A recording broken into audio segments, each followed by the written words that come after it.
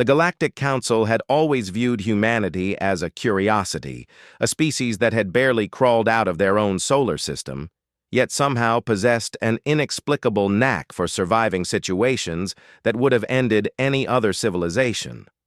But survival and intelligence were two different things, or so the Council believed. Essa, the youngest Archon ever appointed to the Council's scientific directorate, had made it his life's mission to prove that humanity's reputation was nothing more than cosmic luck. A prodigy from the planet Zelthor, where children solved quantum equations before they could walk, Essa had revolutionized faster-than-light travel by the age of 12. Now, at 23 cycles, he had designed a mathematical problem so complex that it had stumped every brilliant mind in the known galaxy. The challenge was simple in its presentation, but devastating in its execution. A multi-dimensional puzzle that combined quantum mechanics, temporal paradoxes, and spatial geometry in ways that defied conventional logic. It had taken the Council's top 100 scientists working together nearly a solar cycle to even understand the parameters of the problem. None had solved it. Essa decided it was time to humble humanity once and for all. He transmitted the challenge across every human communications network with a message that dripped with condescension. Humanity claims to be worthy of a seat among the stars. Prove it, solve this, and perhaps the galaxy will take you seriously. The challenge went viral across Earth and her colonies. Universities assembled teams, military intelligence agencies threw resources at it. Private corporations offered billion credit rewards. For 3 days, humanity struggled, and Essa watched with smug satisfaction as news reports showed their greatest minds admitting defeat. Then, on the 4th day, a response came from an unexpected source, a small university in New Mumbai, Earth.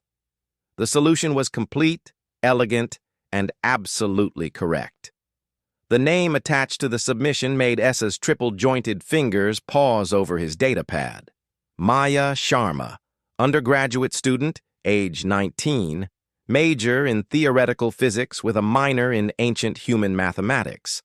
Essa's colleagues assumed it was a hoax. No undergraduate, especially not a human one, could solve what had baffled the galaxy's elite. But when the Council's verification algorithms ran their checks, they returned the same result. The solution was genuine, revolutionary, and it revealed something the Council's scientists had missed. The problem was actually solvable in multiple ways, and Maya had found the most efficient path. Furious and disbelieving, Essa demanded a live meeting. The Council, sensing dramatic entertainment, agreed immediately and broadcast it across the galaxy.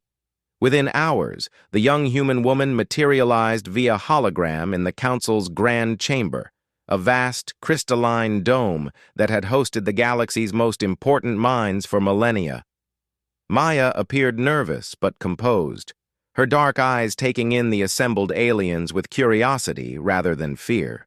She wore a simple university hoodie, her hair pulled back in a messy bun, looking every bit the student who had probably been surviving on coffee and instant noodles. Essa wasted no time. "Explain your methodology," he demanded, his translator rendering his words in clipped, sharp tones. Maya cleared her throat. "Well, I noticed that your problem assumed a linear temporal progression, which makes sense for most species.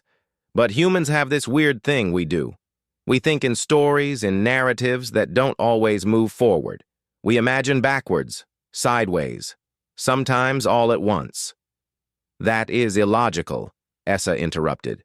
"Maybe," Maya continued, unfazed. "But it meant I could visualize the problem not as a mathematical equation to be solved sequentially, but as a pattern to be recognized.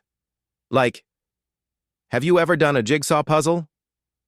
The assembled council members murmured in confusion. Essa's facial tendrils twitched in irritation. "This is a multi-dimensional quantum problem, not a child's toy." "Sure, but the principle is the same," Maya said, warming to her topic. She manipulated the holographic display, and suddenly the incomprehensible equations transformed into a visual representation. See, you were trying to calculate every possible path through the problem. That's computationally expensive and time-consuming. But if you step back and look at the shape of the problem itself. Her fingers danced through the hologram, and suddenly the chaos resolved into a pattern, a breathtakingly elegant structure that seemed obvious in hindsight. You can see it's actually a recursive loop disguised as a progression. Once you recognize the pattern, you don't need to calculate every step. You just need to find the entry point and the exit point. The middle solves itself. The chamber fell silent. Essa stared at the display, his superior intellect rapidly processing what he was seeing. She was right, impossibly frustratingly right. And more than that, her approach opened up entirely new avenues of research that hadn't occurred to him. "But how did you see this?" he asked, his voice stripped of its earlier arrogance. The pattern recognition required would demand processing power beyond human capability? Maya smiled. That's the thing everyone keeps getting wrong about us. We're not the strongest or the fastest. We don't have the best memory or the most logical minds. But we're survivors, right? And survivors have to be creative. We have to see connections others miss, find solutions in impossible situations, and adapt constantly. She gestured at the assembled council. You all evolved in relatively stable environments with clear rules. Your intelligence developed to master those rules. Humans? We evolved in chaos. Ice ages, predators, diseases, natural disasters. Our planet tried to kill us for millions of years. So our brains didn't evolve to follow rules. They evolved to break them, to see what others couldn't, to find the pattern in the chaos. Maya's expression softened as she looked directly at Essa. Your problem was brilliant, truly, but you designed it assuming everyone thinks like you. Linear, logical, methodical. You never considered that someone might approach it completely differently. Another council member, an ancient being of pure energy named Zithros, spoke for the first time. You solved in minutes what took our finest minds months. How long did you actually work on this problem, Maya Sharma? Maya had the grace to look slightly embarrassed. About 45 minutes? But I was also eating lunch, so I wasn't entirely focused. The chamber erupted in disbelief. Essa felt something he'd never experienced before. Genuine humility.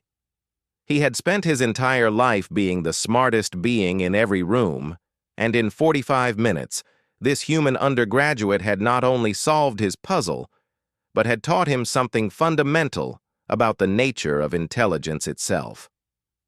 I concede, Essa said quietly. Your solution is superior to anything I had conceived.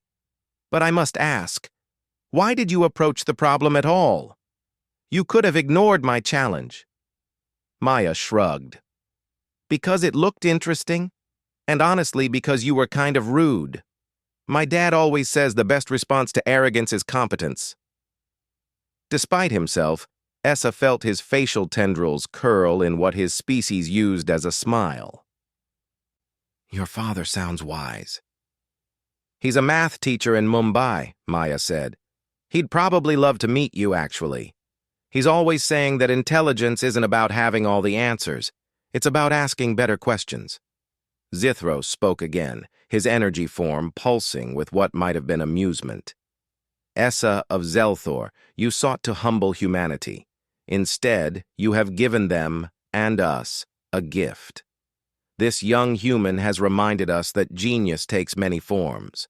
The ancient being turned to Maya. Maya Sharma of Earth, the Galactic Council extends an offer of full membership to humanity, effective immediately. And to you personally, we offer a position in the Scientific Directorate, should you wish it. Maya's eyes widened. That's... wow. Can I finish my degree first? I'm really close to graduating, and my mom would kill me if I dropped out.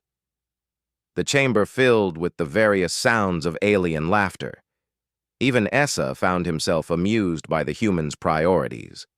As the hologram faded and Maya returned to her small university apartment on Earth, Essa sat in the chamber, staring at her elegant solution. He had learned something today that no amount of study could have taught him: that humanity's strength wasn't in matching the galaxy's established powers, but in bringing something entirely new to the table. 3 weeks later, Essa received a message from Earth. It was from Maya, attaching a paper she'd written expanding on the principles she'd used to solve his puzzle.